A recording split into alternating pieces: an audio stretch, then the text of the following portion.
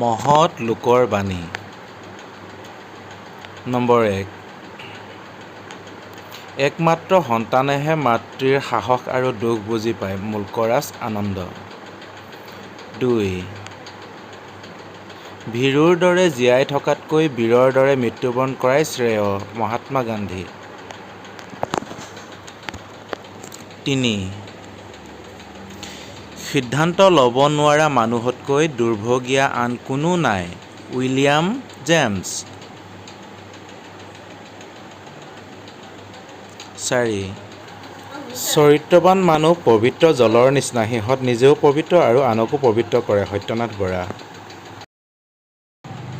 5।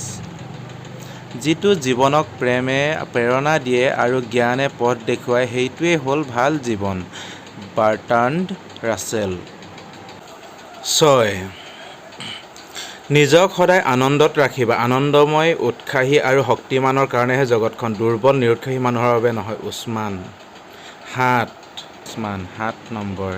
যি মানুহৰ ধৈৰ্যশক্তি আছে তেওঁৰ অসাধ্য একোৱেই নাই।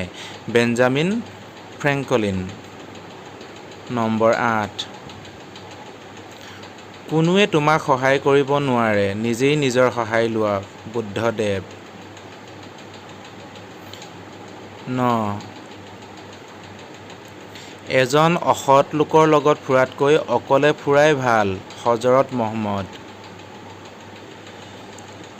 10। পৰিস্থিতিয়ে মানুহৰ সৃষ্টি নকৰে, মানুহে পৰিস্থিতিৰ সৃষ্টি কৰে। জৱাহৰলাল নেহৰু।